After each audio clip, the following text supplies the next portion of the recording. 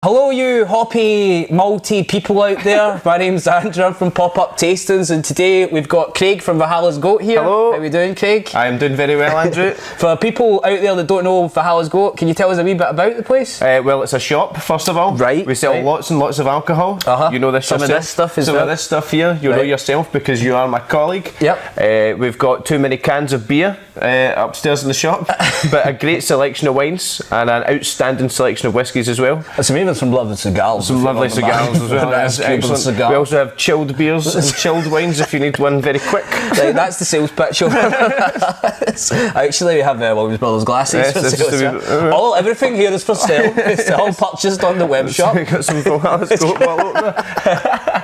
Okay, right, so basically I've got a beer tasting coming up on the 4th of June in the south side of Glasgow, South Side Sunday Beer Sesh as it's called, and it's going to be a really good beer tasting. So I wanted to do a little sneak peek of some of the things we're going to have on at it, and one of the things I thought I'd do is one of these lovely beers here, one of them, the Warpigs. For those that don't know anything about Warpigs, Warpigs is not a brewery as such, it's a brew pub in Copenhagen. It was started by three Floyds from America, from Munster, and you've got McKellar from Denmark. And these two guys came together. Probably an unlikely bunch because McKellar's a bit of a hipster and Three Floyds are more metal, kind of rock heads. But they came together to open up not just a brew pub, but a pretty damn good barbecue joint as well. Not being myself, but I've heard the food is absolutely delicious. It's absolutely impeccable. So it's got a little 10 hectolitre brew kit they've got there, focusing on quite hop heavy beers, but they do have some collaboration beers from guests that come over. Lots of people come over, do a little beer with them. Instead of doing an original recipe, they actually use one of their own recipes. So for instance, Beavertown was over, they done a version of Skull King, and that's quite a good idea, I think. It's a great idea. Because you get to try someone's beers really fresh, you know, instead of getting them flat in a bottle that's maybe been sitting for a wee while. So really good idea, I think. Also the meats, I've got a little fact on the meat. It's all about the meat. I mean, all about the meat. It's called Meat City is actually the name of the area it's the meat packing area in Copenhagen. They do love their meat over there. Anyway, the Warpigs is two smokers. It's got a 300 kilo one and a 750 kilo one. That's next level. That's next level. Means they can cook up to 2 tons of meat. That's mental. in one day, which is quite a lot. It makes it the biggest smoking operation in Europe. The dam, obviously. Apart from the dam. So now we're going to try some of the beers. We're going to start off with Cumulus Humulus, not Cumulus Humulus. Cumulus Humulus. Cumulus Humulus. It's a hard thing to say once you've had a few. I mean, these are pretty strong beers as well. Let me just take the top off that. Right, there we go. That's what a sparkling fizz that came out there. So let's have a wee pour of this guy here. I don't know if you can see this pouring, but it's a fairly cloudy number. Well, you said it's named after a cloud, so... Named after a cloud, you may want something cloudy. Look at the colour of that, eh? There we go, I don't know if we need a full... Maybe not a full pint, but it looks like a mango smoothie. It's a mango smoothie, some Orangina I have. I won't say the company name just in case, but like a mango smoothie that you would buy from a supermarket with your lunch deal. There was a time when if you got a pint of this at a bar, you would take it back. That's true, I know. But now it seems to be now it seems to be the case. So this is very tropical in the nose, isn't it? It's all like mango, and passion fruit, pineapple, bit of guava going on. Guava, I like the guava. Bit of guava going on. Okay, but really, very, very in your face. Lots of aroma here, as you'd expect from this kind of cloudy style. Smells great. Smells absolutely lovely. The old Cumulus Humulus. Clouds, getting clouds.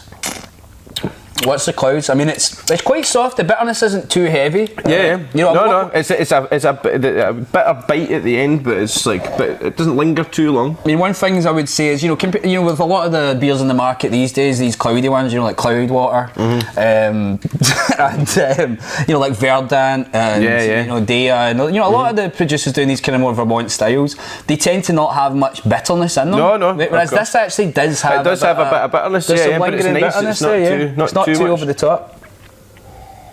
It's beautiful. It's absolutely beautiful. You're 6.8% as well. It's a dangerously drinkable 6.8. That is dangerous, man, especially in a 750 bottle like that. Like, A 750.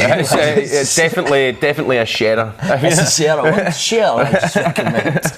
You get a couple of friends round, have yourself a nice little barbecue, some Texan meats. See, that would be lovely perfect. little thing. Perfect. The sun shining. Man. Yeah. So I think that's a pretty damn good start. 6.8. Nice one to have in the morning. This is a great breakfast beer with your breakfast brisket. I don't know what kind of breakfast you're having, Andrew. Like a Glasgow brunch. A Glasgow brunch. Now we're moving on to lunch time. This is lunchtime beer. Lunchtime, 7.4%. This is after the friends have left. Let's go at the top. Just came off of that there as well. Did you take that off? No. Should be fine. Does it smell funky? Does it? That smells like it's been open for a few days. I think you'll maybe. Oh, that's. I think that's gubbed. Oh, it looks gubbed. Yeah, that's done. I think we'll be returning that. Oh no, that's an absolute fail. We're going to need to go up and get one. Yeah, and have it warm. Now we're going to move on to beer number 2, which is the Lazurite, which I think is the name of a gem stone. Is that right, eh? That's right. Lazurite. I done my research. He's done his research and knows what he's talking about. Here we go. Just get this lovely cold beer now, you. Go forth. Don't pour as much as last time. Okay, just a tasting sample. Just a tasting sample, a half pint there, Andrew, thanks. Oh, sorry.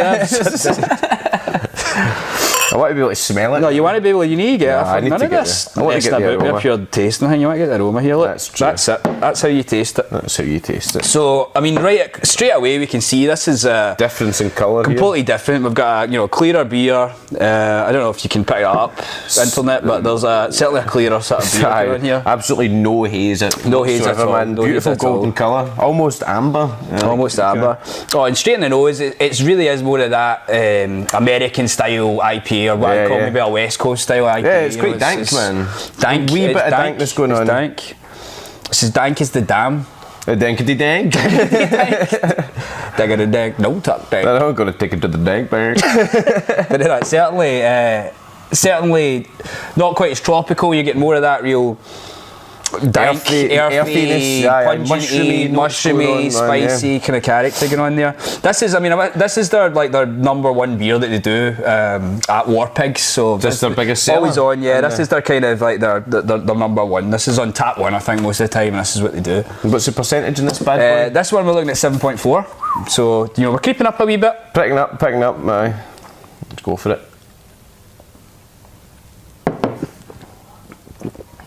Oh, aye. So bags more bitterness. Yeah, bags more, man. It is that total West Coast style, man. Yeah, bitters here. The malt profiles look quite light. Yeah, man. Lots of bitterness in there. Aye, the hops are carrying this. Yeah, it's hop heavy.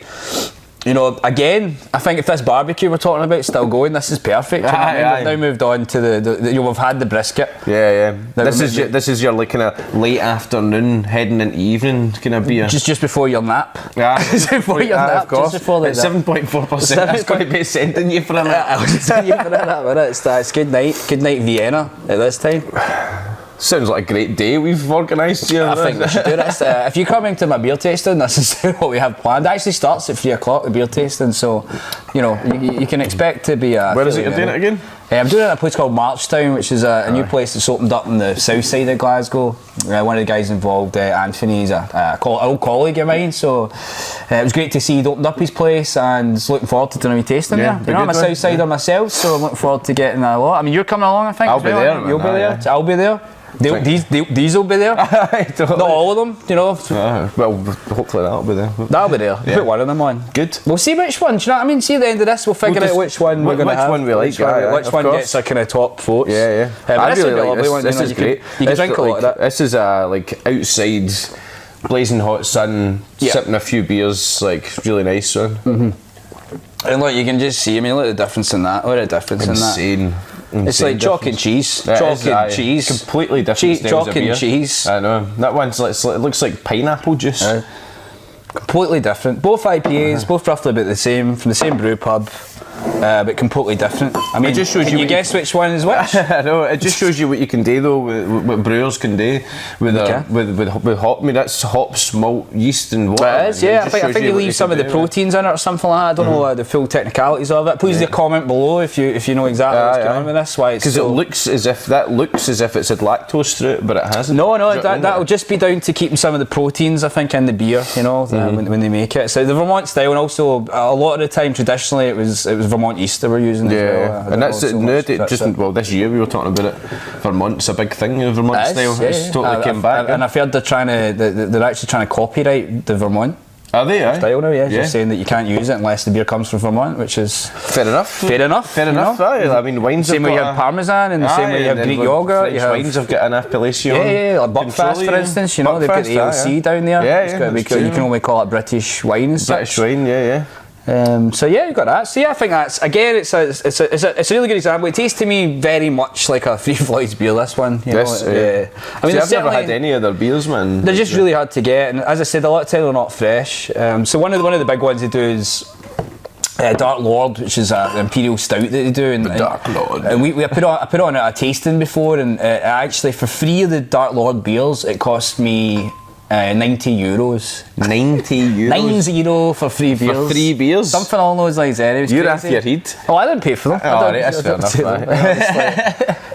But yeah, that's what it is. And actually, Dark Lord Day, we used to have a big festival for the release of it, lots of bands playing in that. They actually get a raffle where you can get a raffle ticket, right? And the winner of the raffle is allowed to buy the limited edition beer. That's amazing. But this guys as well, I mean, leading on to the point, Warpigs have got something called the Trooper Programme, right? Where that's almost like a VIP members club that you can join, and there's different levels. There's like Trooper going right up to General, and you pay like an annual fee, right? Which gives you like certain rewards and rights in the pub. So like, I looked at the General. What, so you get a better toilet to use? You get a cup, you get your own cup or something, your own mug that you use, that's and amazing. different things like that. You get a discount in the pub, you get a whole load of like merch and stuff like that, tickets to CBS. Okay, and you'll get like first dibs on a lot of tickets for events and things, I would imagine. Exactly, for Copenhagen Beer Fest, McKellar does, and Warpigs have got a festival they do, and like there's a whole bunch of stuff. But anyway, I looked at the general ticket price was £1 million kroners or something like that, right? Which equates like £100,000. No way, man.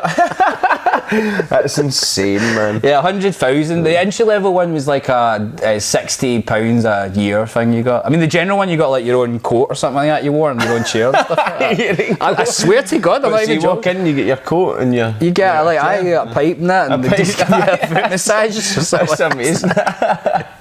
Just like that. And it's like there'll be folks sitting there eating their Tex and ribs and that, and from they'll come over and go, you'll have to move, please. The general's arrived. The general's arrived. Usual table, sir. He comes in. Well,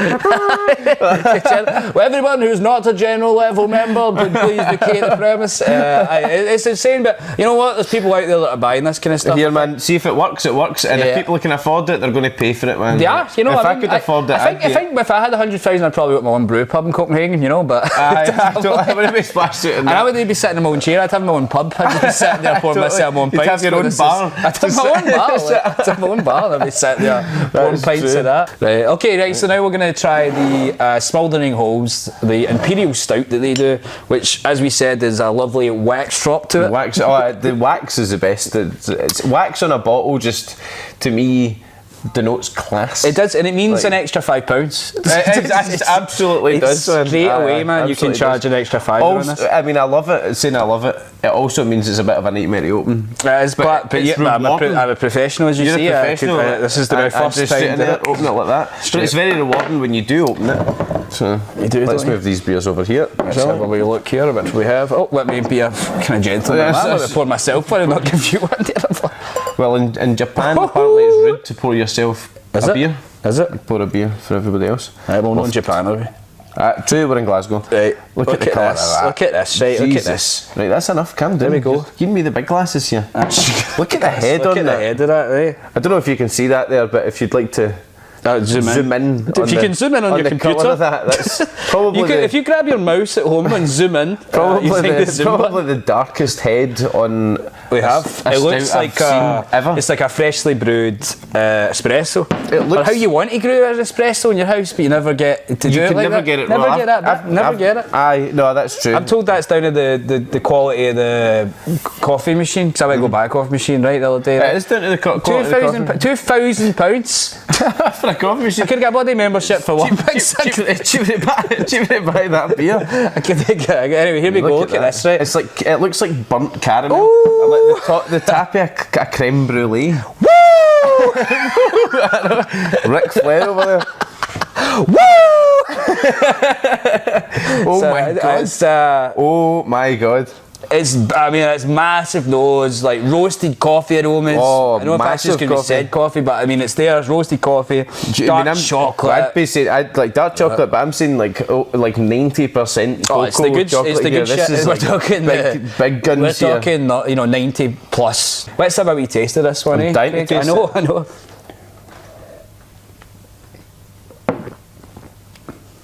Wow. Big bitter coffee. Like a triple espresso with a 90% chocolate thrown in. It's so like you go to like an Italian restaurant somewhere outside and they give you the wee cup you can't even hold properly. You know, the wee, like, I don't know why they do that, but like the wee spoon and you have a wee biscuit on the side and you have your espresso. Man. You know, there's a massive sweetness in the finish though when it comes through. It's big chocolatey sweetness coming there. It's great. Like it's a wee bit of burnt caramel. Well, do you know, it's funny, when I was researching Warpigs, I was wondering why the hell they call Warpigs? And, you know, my main thing was like, well, it must be to do with the Black Sabbath song, isn't it? You know, Warpigs and that. But when I read into it, it looks like nobody really knows. It sounds like they must have just had a drunken night and came up with a few different names. Maybe they had a drunken night and watched the Dolph Lundgren film. The Dolph Lundgren 2015 Warpigs film, which I did actually watch some of. It's not very good. The last thing Dolph Lundgren done really well was Masters of the Universe. When he played I went to the cinema and seen that. Aye. I went to the cinema and seen that. It was absolutely amazing. Aye, that's a long time ago. It was one of the first films I went to see. Aye. You know? Mental. So that was one of his best films. However, this beer... It's still better than Master of the Universe. No, it's not as good as Masters. Not fair to Master of the Universe. I mean, it's a great beer. I have the power. I certainly feel that I have the power when I have that beer.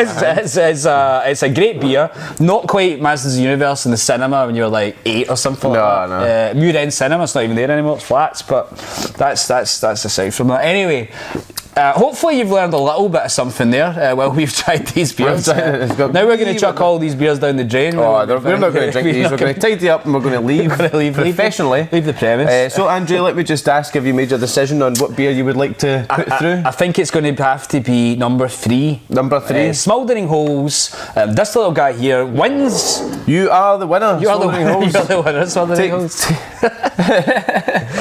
So yeah, hopefully we'll see some of you guys on Sunday the 4th of June at Marchtown for Sunday Southside Beer Sesh. Looking forward to it. Can't wait, man. I'll see you there, Craig. See you there. See you guys. Bye. Bye.